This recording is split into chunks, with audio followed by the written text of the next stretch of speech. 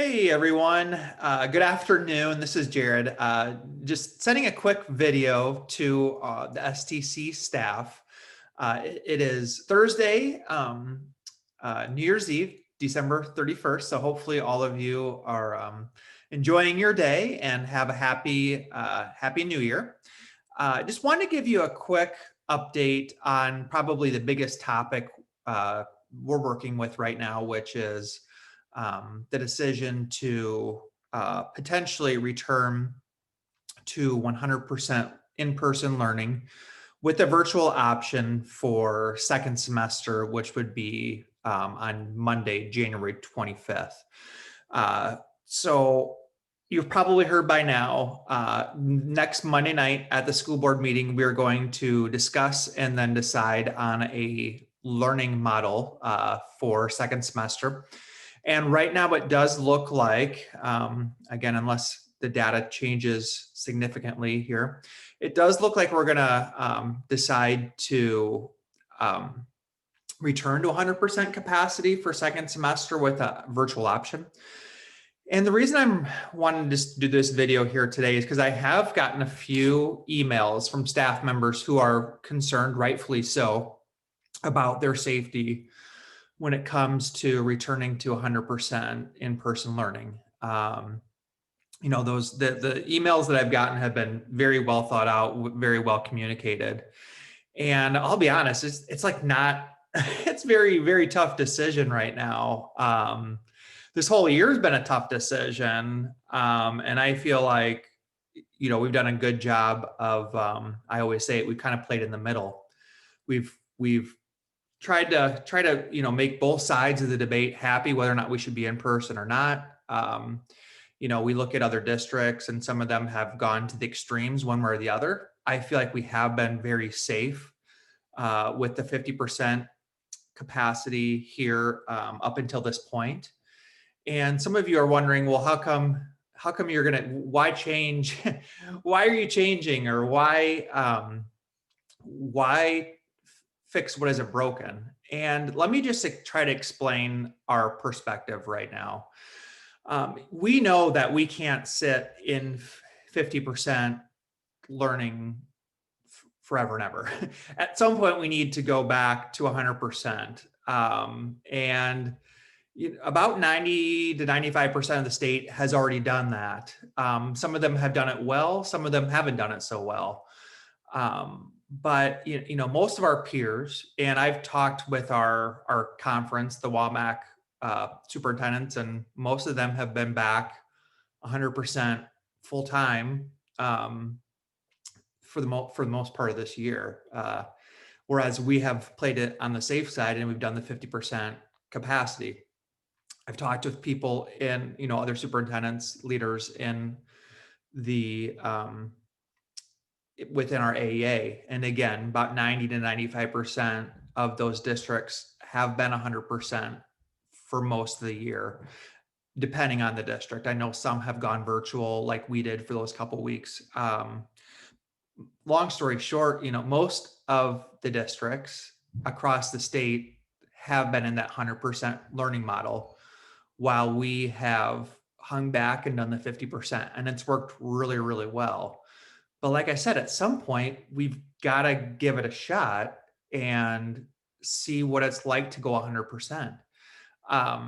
So you're probably asking, why now? Well, you know, we've also kept a close eye on the COVID positivity rate in our county. Whereas last summer, we were always towards the top 10% across the state in terms of COVID positivity rate. If you've been following it, and I know I've emailed that link a few different times, we have consistently been 10% or under for the last month, which puts us in the bottom quarter across the state, probably the bottom 1/4 of counties, which is a great place to be. So it's hard for us to justify when we see all these other districts. And again, I want to do what's best for us, and I don't want to always make decisions based off of other districts. But when we see all these other districts who are back to 100% and their COVID positivity rates are consistently higher than ours, it's hard for us to justify not at least giving it a chance to go back to 100%. I know some of you have asked, well, how come you don't poll survey the staff about their feelings for second semester? I That's a great question, and we talked about that at length. And when I say at length, probably 3 or 4 different meetings with our admin team and with our directors and admin team, our leadership team. And here's the problem with, I love surveys, and I feel like they're super helpful and we use them a lot. But here's the problem with giving that survey. Like, we know that a majority of our staff would prefer, a large majority of you would prefer to be 50%, to be hybrid for second semester. Totally get that. Like, it's been really, I mean, I've heard so many great stories. I've seen so many great things about the fact that you've got smaller class sizes and you can do more with the students, and it's safer because there's only 6 to 10 students in your class. Like, I totally get that. But we can't always, like, at some point we got to get back to regular school. We can't just stick with this 50% model, because not only that's not just, it's not sustainable. And we all know, like, it's just, no matter how great the small group instruction is, like, we've also heard horror stories about how little is being done on the off days, on the asynchronous days. So as good as the in-person is for the 50%, everything that I've seen, everything, the anecdotal evidence, the stuff I've heard across the country, is that students do learn better when they're in front of that teacher for a large, for 100% of the time. So let me go back to the survey. So I know a few of you have asked, well, how come we don't get to do a survey? I get it. Like, I do believe if we gave that survey, a very, very large percentage of our staff would vote in favor of staying 50%. But I also wonder if that's what's truly best for kids. Let's put safety aside for a second, because we'll come back to that. But is that what's best for kids? I think a lot of us, if we're being honest, would say that's probably not best for our kids. It's probably not best for our community. It's not best for parents. The only thing that you would have a good case for is that safety wise. Now, on the safety side, I hope you hear me loud and clear. And I've told this to our principals, and I'm relaying this to you as well.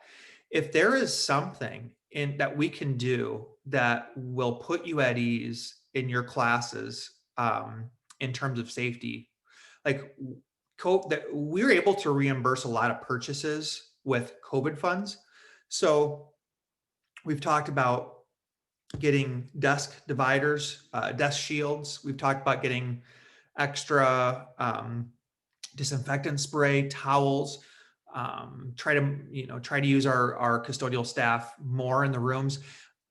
Any of those options that you feel would make you feel safer in your rooms, we want to do. So I've told our principals, and I hope they've communicated this to you. I trust that they have. But if there's something that you specifically, or your team, or your grade level needs to address those safety concerns, we will look into every opportunity to buy those for you. We want to take away. So we know that kids coming back 100% is best for kids, and it's best for a lot of different things. On the safety side, we know there's a risk, and we want to make sure that we do everything within our power to address those risks. So let me come back one more time to the survey idea. I'm afraid, and our leadership team is too, if we gave a survey and it came back as 90% of our staff would rather stay, and I don't know if it'd be that high, but I'm just making that up. If 90% of our staff said they would rather keep 50% virtual, I'm sorry, 50% in person, 50% capacity, we would be going against our values, which would be to go to make a ruling that is completely against against what the staff says.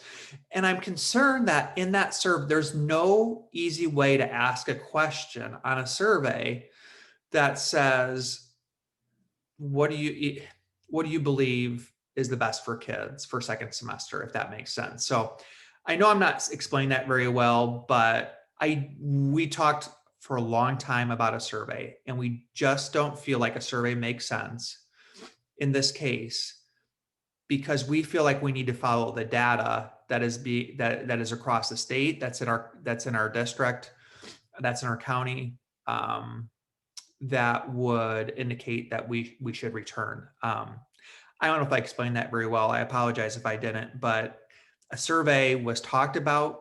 It's been talked about. It was talked about today again with the leadership team. And again, we just don't feel like asking that specific question is appropriate at this time. With that being said, we are asking for feedback on the dismissal time. Whereas we're there's the whole like loose and tight. Right now, we're pretty tight on that, assuming the numbers don't change and they don't spike. We're pretty tight on, let's give this a shot for second semester.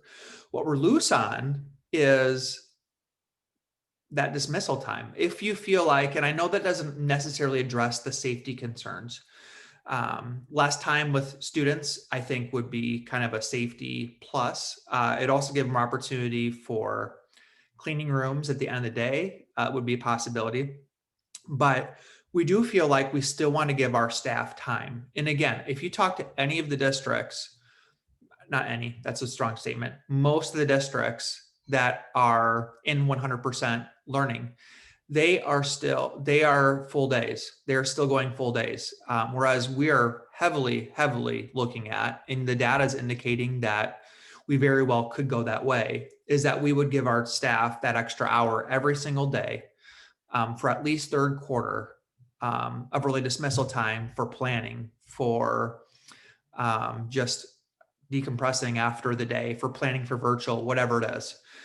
So I do feel like, whereas some people may not be happy about the returning to 100% in person, I do feel like we're making some other good concessions and making some adjustments that meet the needs of our staff.